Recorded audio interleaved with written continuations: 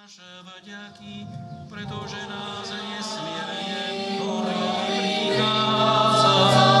Mene Pánovo, Hosana, Hosana, Hosana na výsostiach.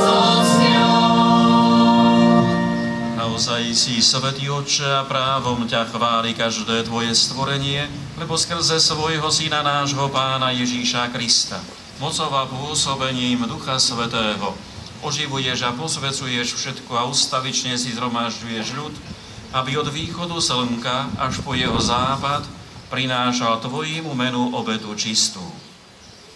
Preto ťa, Otče, pokorne prosíme, láskavo posväť svojim duchom tieto dary, ktoré sme ti priniesli na obetu, aby sa stali telom a krvou Ježíša Krista, tvojho Syna, nášho Pána, ktorý nám prikázal sláviť tieto tajomstvá.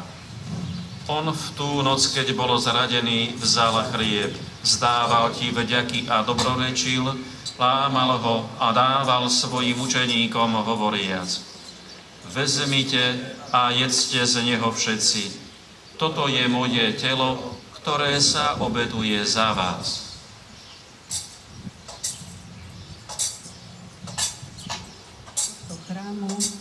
Sme úprimne radi, že môžeme pokračovať v tradíciách nášho rodáka Gorazda Zvonického.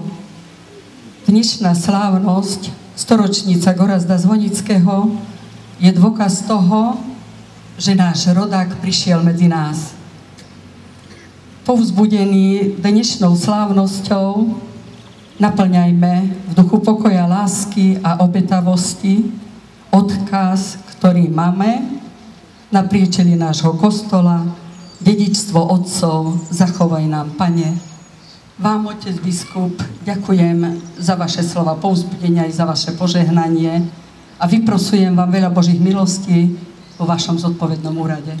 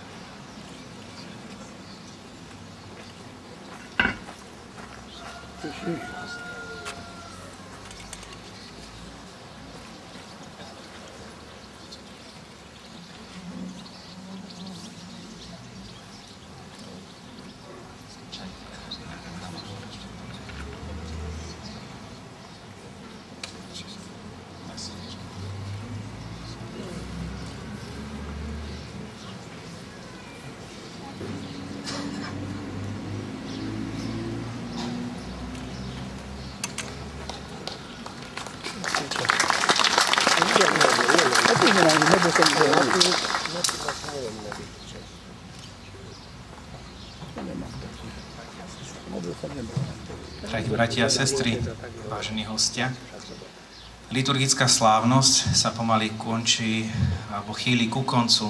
Ukončíme ju slávnostným požehnaním otca arcibiskupa a zaspievame ešte hymnu v sedmobrežnom kruhu Ríma a potom aj slovenskú hymnickú pieseň Bože, čo zráčil. Ale program pokračuje ďalej, takže vás pozývam, aby ste zostali aj ďalej. Predstavíme vám, ako bolo spomenuté, publikácie, ktoré boli pri tejto príležitosti vydané. Takisto známku, ktorú pri tejto príležitosti vydala Slovenská pošta.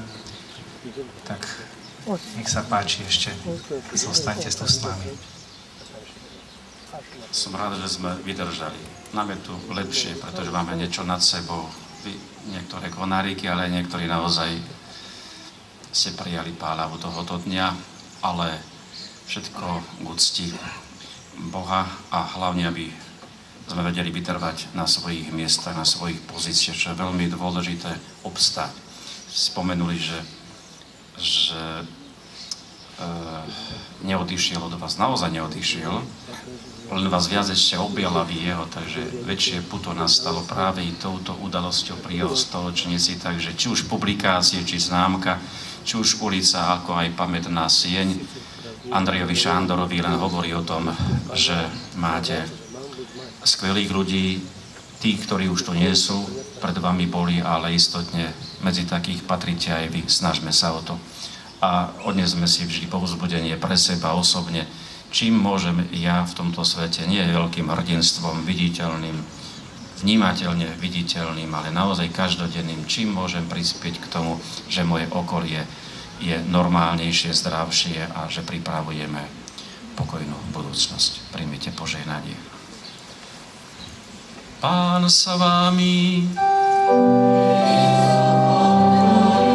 Nech je zvelebené meno Pánovo. Naša pomoc v mene Pánovom. Nech vás žehná všemohúci Boh, Otec i Syn i Duch Svätý. Iďte v mene Božom. Nechaj ešte.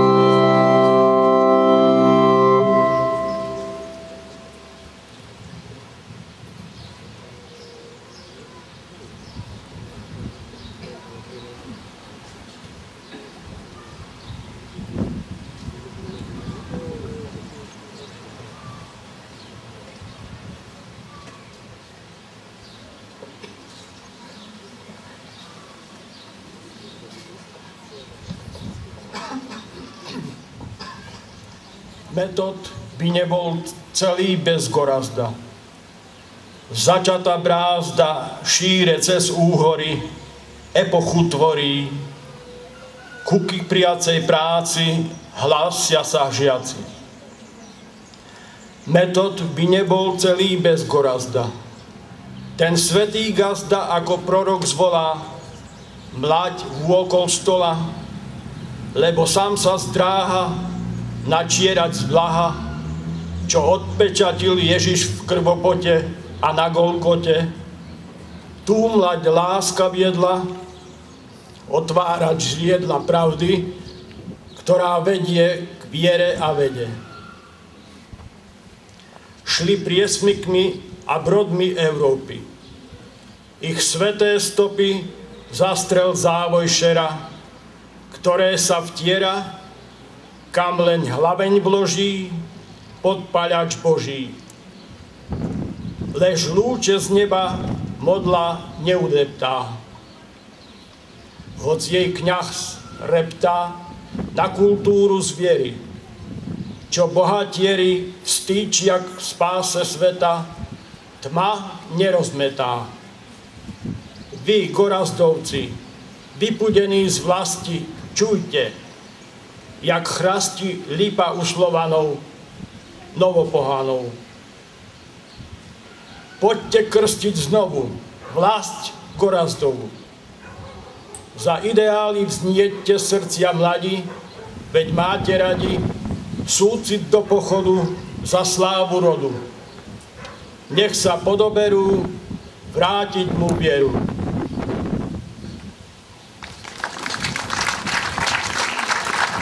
Ďakujeme za krásnu báseň Gorazda Zvonického Začatá brázda pánovi Jánovi Kráľovi. Ďakujeme pekne. Ešte raz príjemný, slnečný, sobotný, sviatočný deň, dámy a páni, vzácni hostia.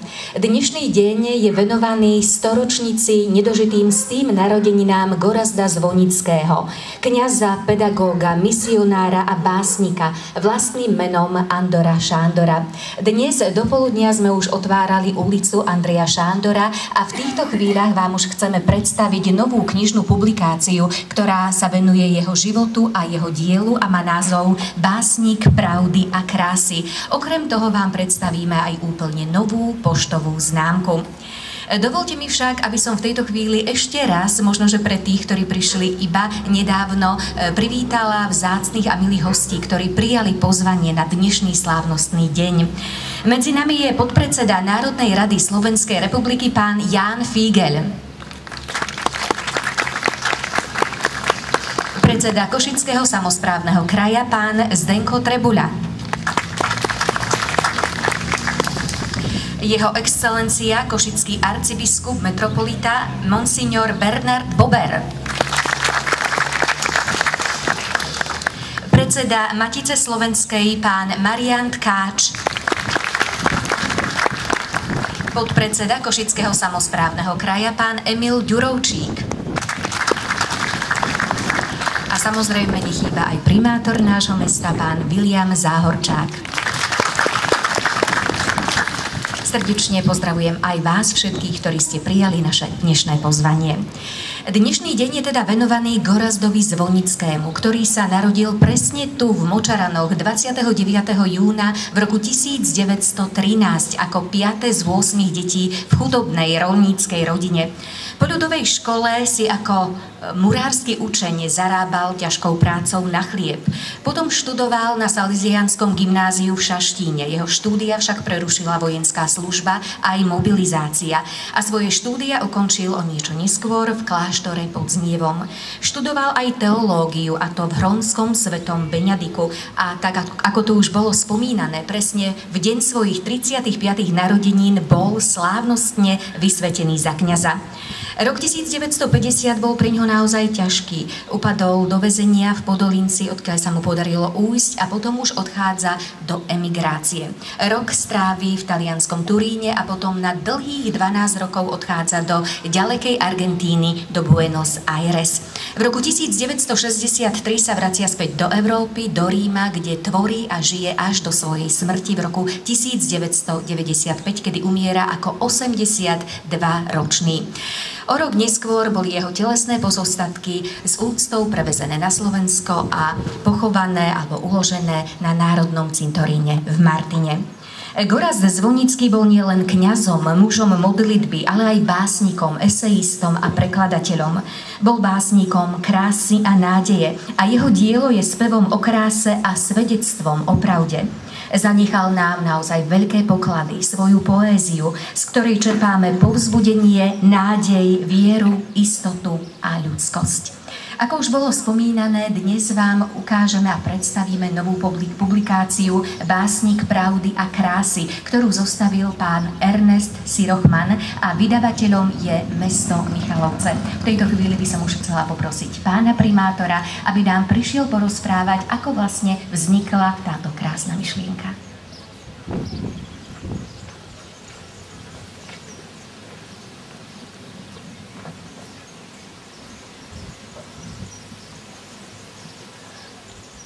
Vážený pán podpredseda Národnej rady, vaša excelencia, vážený pán arcibiskup, vážený pán predseda Košického samosprávneho kraja, vážený pán predseda Matice slovenskej, vážení hostia, milí Michalovčania. Ako sme už dnes viackrát povedali, v tomto roku si pripomíname nedožitých 100 rokov Gorazda Zvonického a my sme pri tejto príležitosti mesto Michalovce, Salesiáni Don Bosco, občianske združenie Močarany a celý rad ďalších partnerov pripravili celý rad podujatí, ktoré vyvrcholili práve teraz, vyvrcholili slavnostnou svetou omšou, za ktorú ja chcem poďakovať, excelencia, vám, chcem poďakovať všetkým tu prítomným kňazom, osobitne Salesianom Dona Boska, Don Ragula a vlastne všetkým vám, ktorí ste na túto svetú omšu prišli. Náš podiel mesta Michalovce na týchto oslavách je okrem iného i tým, čo sme už urobili, že sme pomenovali ulicu Andreja Šandora, že sme toto prostredie tu nás skrášili, ale že sme vydali aj publikáciu, ktorá by mala všetkým, ktorí sa o túto osobnosť budú zaujímať, a verím, že takých bude veľa, dala mnoho odpovedí o tom, ako žil, ako tvoril. Mestské zastupiteľstvo nemalo najmenší problém schváliť finančný príspevok na to a samozrejme hľadali sme ľudí, ktorí túto myšlienku dokážu zrealizovať a ja som rád, že sme ich našli v našich radoch.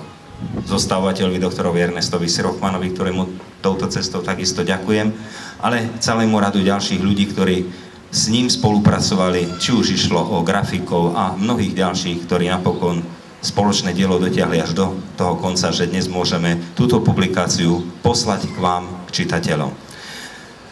Verím, že očakávania všetkých, ktorí na ňu čakali, naplní a že budete s ňou spokojní. Okrem toho chcem poďakovať aj ja Slovenskej pošte za to, že vydala pamätnú známku i pečiatku k tomuto výročiu autorovi tejto známky. Ale chcem poďakovať aj Matici slovenskej za to, že prispela výraznou mierou k tomu, že budeme o chvíľu otvárať aj pamätnú izbu Gorazda Zvonického, Zemplínskému múzeu za to, že pomohlo s inštaláciou, no zvlášť občianskému združeniu Močarany, čele s pani Aničkou Kostovčíkovou, ktorí naozaj vynaložili veľké úsilie k tomu, že dnes najmä tento objekt vyzerá tak, ako vyzerá a že stáva sa pýchou obce. Verím, že tieto dnešné oslavy, ak to tak môžem nazvať, boli vydarené, že odtiaľ to idete všetci spokojní. Že sme si nielen uctili Gorazda Zvonického, Andreja Šandora, ale zároveň, že odchádzame aj s tým, odtiaľto, alebo odídeme o chvíľu s tým, že to, čo on hlásal, tie ideály, o ktorých hovoril, že budú žiť, že ich budeme aj my tlmočiť budúcim generáciám a hlavne, že budeme podľa nich sa správať a tak, ako povedal aj vo svojej homílii pán arcibiskup, že budeme aj tie slova vážiť tak, aby sme si neubližovali, aby sme sa nezraňovali, ale naopak, aby sme sa všetci posilňovali v spoločnom a úspešnom živote. Ďakujem vám pekne. Ďakujeme veľmi pekne primátorovi nášho mesta, pánovi Viliamovi Záhorčákovi, za jeho milé slová. A teraz by som už poprosila pána Ernesta Sirochmana, ktorý, ako už je veľmi známe, je zostavovateľom tejto publikácie Básnik pravdy a krásy.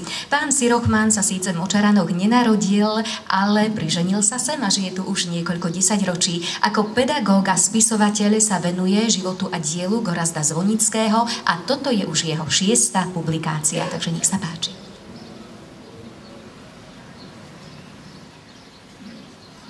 Ctené duchovenstvo, vážení predstaviteľia verejnej správy, milí rodáci a ctitelia umeleckého diela Gorazda Zvonického. Dnešný pamätný deň je dostatočným dôvodom, aby sme si znova pripomenuli silu, veľkosť, vlastníctvo a pokoru kňaza básnika,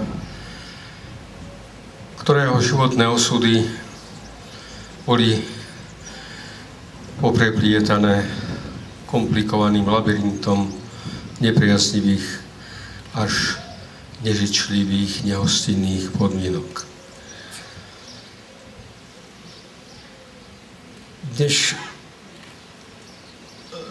Dnešný deň sme si prišli tiež ako pokloniť sa nášmu rodákovi Gorazdovi Zvonickému.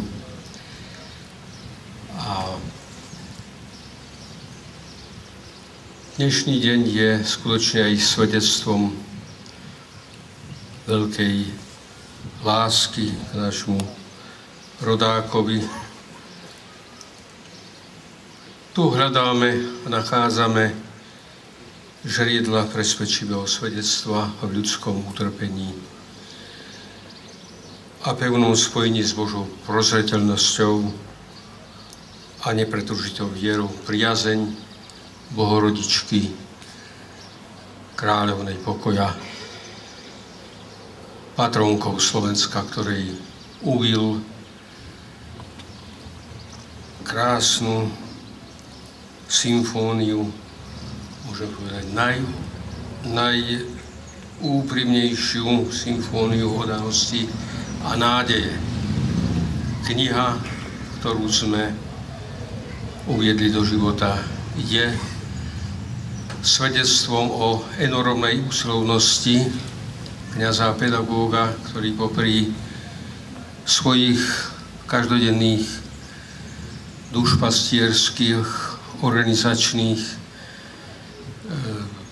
a rôznych iných výchovných redaktorských povinnostiach položil svoj talent modelovať sonetovú tvorbu k métam dokonalosti porovnateľnú slovenskej poézii len s Valentínom Beniákom.